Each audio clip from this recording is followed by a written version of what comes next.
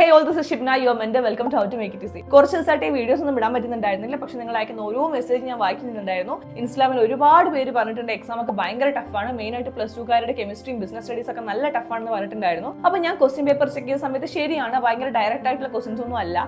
Teachers ഒക്കെ class എടുക്കുന്ന സമയത്ത് ഇത് കുറച്ച് ലീസ്റ്റ് ഇമ്പോർട്ടന്റ് ആണ്, അല്ലെങ്കിൽ ഈ പോർഷൻസ് ഒന്നും അധികം നിങ്ങൾ മെയിൻ ആക്കണ്ട എന്ന് പറഞ്ഞ ഭാഗത്തു നിന്നാണ് ഭയങ്കര എക്സൈ ക്വസ്റ്റ്യൻസും അതുപോലെ തന്നെ 5 മാർക്കിന്റെയും 6 മാർക്കിന്റെ ഒക്കെ ക്വസ്റ്റ്യൻസ് ഒക്കെ വന്നിട്ടുള്ളത്.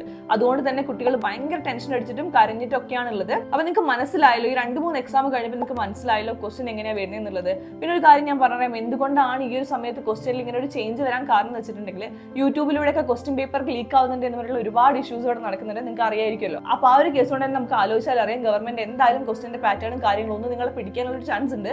അപ്പോൾ ഈ 2-3 എക്സാം കഴിഞ്ഞപ്പോൾ നമുക്കത് മനസ്സിലാവും ചെയ്ത്, ബിസിനസ് സ്റ്റഡീസ് ഒക്കെ ഒരുപാട് ഇമ്പോർട്ടന്റ് ആയിട്ടുള്ള ഭാഗങ്ങൾ നമ്മൾ വർഷങ്ങളായിട്ട് പഠിച്ചു വന്ന ഒരുപാട് കാര്യങ്ങൾ ഉണ്ടായിരുന്നു. അതായത് എസ്എ ക്വസ്റ്റ്യൻ ഇതായിരിക്കും വരിക എന്ന് പറഞ്ഞിട്ടുള്ള കുറേ പോർഷൻസ് ഒക്കെ ഉണ്ട്.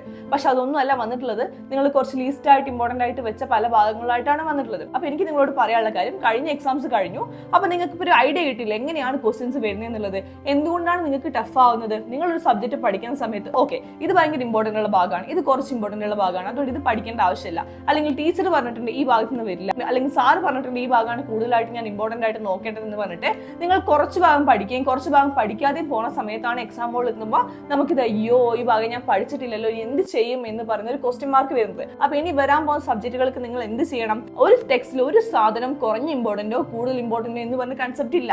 എല്ലാ സാധനവും ഒരു ടെക്സ്റ്റ് നിങ്ങളെ കയ്യിൽ കിട്ടിയിട്ടുണ്ടെങ്കിൽ അതിൽ A to Z കാര്യങ്ങൾ പഠിച്ചെന്ന് ഉറപ്പ് വരുത്തിയിട്ട് മാത്രം നിങ്ങൾ എക്സാമിന് പോവുക.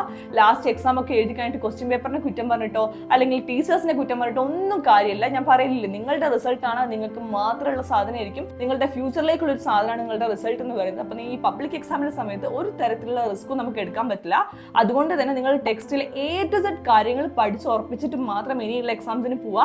പിന്നെ നിങ്ങൾ ഒരുപാട് ടെൻഷൻ ഒന്നും അടിക്കേണ്ട. ക്വസ്റ്റ്യൻ പേപ്പർ സാധാരണ ടഫ് ആവുന്ന സമയത്ത് വാല്യുവേഷൻ കുറച്ച് ലിബറൽ ആയിരിക്കും, അങ്ങനെ സ്ട്രിക്റ്റ് വാല്യുവേഷൻ ഒന്നും ആയിരിക്കില്ല. പൊതുവെ എല്ലാവരും പറയുന്നുണ്ട് നല്ല ടഫാണ് ക്വസ്റ്റ്യൻ എന്നുള്ളത്. അതുകൊണ്ട് തന്നെ വാല്യുവേഷൻ ലിബറൽ ആവാൻ നിങ്ങൾ പ്രാർത്ഥിക്കുക. വാല്യുവേഷൻ എന്തായാലും ലിബറൽ ആയിരിക്കും. നിങ്ങൾ ഭയങ്കരമായിട്ടും ആ കഴിഞ്ഞ എക്സാം ആലോചിച്ച് ടെൻഷൻ അടിച്ചുകൊണ്ടിരിക്കേണ്ട.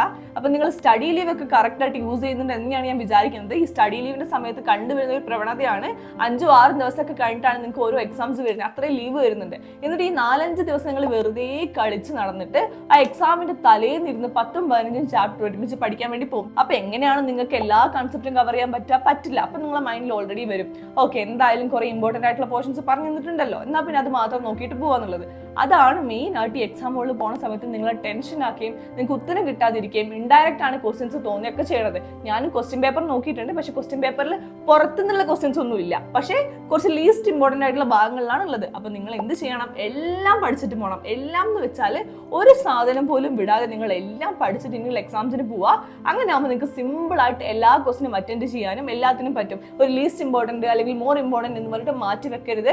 മനസ്സിലായാലും 2-3 എക്സാമേ കഴിഞ്ഞിട്ടുള്ളൂ. ഇനി നിങ്ങൾ വിചാരിക്കുകയാണെങ്കിൽ, നിങ്ങൾ +2കാരൊക്കെയാണെങ്കിൽ വിചാരിക്കുകയാണെങ്കിൽ ബാക്കി എക്സാംസിൽ നിങ്ങൾക്ക് നല്ല മാർക്ക് വാങ്ങാൻ പറ്റിയിട്ടുണ്ടെങ്കിൽ പെർസെൻറ്റേജിൽ നല്ല ഇമ്പ്രൂവ്മെന്റ് നിങ്ങൾക്ക് വരുത്താൻ വേണ്ടി പറ്റും. അതുകൊണ്ട് ഇതുവരെ കഴിഞ്ഞ എക്സാം ടഫ് ആയിരിക്കും, അത് നിങ്ങൾ അങ്ങോട്ടും ഇങ്ങോട്ടും മാറ്റി വെച്ച് പഠിച്ചുള്ള ഒരു പ്രശ്നമാണ്. അപ്പൊ ഇനി വരാൻ പോകുന്ന എക്സാംസിന് നിങ്ങൾ A to Z പഠിച്ച് ഉറപ്പിച്ചിട്ട് പോവുക. ഇനി എത്ര ടഫ് ക്വസ്റ്റ്യൻ ആണെങ്കിലും വാല്യുവേഷൻ ലിബറൽ ആയിരിക്കും, നിങ്ങൾ ടെൻഷൻ അടിക്കാതിരിക്കുക കേട്ടോ, നല്ല മാർക്കൊക്കെ കിട്ടും. അപ്പൊ എല്ലാവരും ഇങ്ങനെ ടെൻഷൻ അടിച്ചിരിക്കേണ്ട. കഴിഞ്ഞ എക്സാം അവിടെ കഴിഞ്ഞു, ഇനി അടുത്ത എക്സാമിന് വേണ്ടി നന്നായിട്ട് പ്രിപ്പയർ ചെയ്യുക കേട്ടോ. അപ്പൊ എന്ത് ഡൗട്ട് ഉണ്ടെങ്കിലൊക്കെ വന്ന് ചോദിക്കുക. ഇനി എന്തായാലും ഡെയിലി ഞാൻ വീഡിയോ അപ്ലോഡ് ചെയ്തിരിക്കും. അപ്പൊ എനിക്കൊന്ന് പറയണം തോന്നി നിങ്ങളോട്, അതുകൊണ്ടാണ് ഞാൻ ഈ വീഡിയോ ചെയ്തത്. കാരണം ഒരുപാട് പേരാണ് എക്സാം ടഫാണ്, നന്നായിട്ട് പഠിച്ചു പോയതാണ്, പക്ഷെ എഴുതാൻ പറ്റിയില്ല എന്നൊക്കെ പറഞ്ഞ് മെസ്സേജ് അയച്ചത്. ഇനിയുള്ള എക്സാംസിന് നിങ്ങൾ A to Z പഠിച്ചിട്ട് പോവുക. കാരണം നമുക്ക് ഒരു തരത്തിലുള്ള റിസ്ക് എടുക്കാൻ വേണ്ടി പറ്റില്ല. ഗവൺമെന്റ് ക്വസ്റ്റ്യൻ പേപ്പർ ടഫ് ആവും, നമ്മൾ എന്താക്കണം അതിനനുസരിച്ചിട്ട് കുറച്ചും കൂടി എക്സ്ട്രാ ഹാർഡ് വർക്ക് ഇടണം. അതിനാണ് നിങ്ങൾക്ക് 5-6 ദിവസമൊക്കെ സ്റ്റഡി ലീവും തന്നിട്ടുള്ളത്. അപ്പൊ ആ ഒരു സമയത്ത് നന്നായിട്ട് യൂട്ടിലൈസ് ചെയ്തിട്ട് ഫുൾ കവർ ചെയ്തിട്ട് പഠിച്ചിട്ട് പോവുക. നന്നായിട്ട് നിങ്ങൾക്ക് എക്സാം എഴുതാനും പറ്റും, എത്ര ടഫുള്ള ക്വസ്റ്റ്യൻ ആണ് നിങ്ങൾക്ക് എഴുതാൻ പറ്റും. അപ്പൊ എന്തായാലും ഓൾ ദ ബെസ്റ്റ്. ടെൻഷൻ അടിക്കേണ്ട, വാല്യുവേഷൻ ഒക്കെ ലിബറൽ ആയിരിക്കും.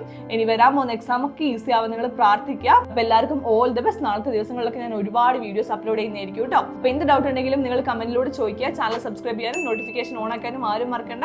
അപ്പൊ എല്ലാവർക്കും ഓൾ ദ വെരി ബെസ്റ്റ്.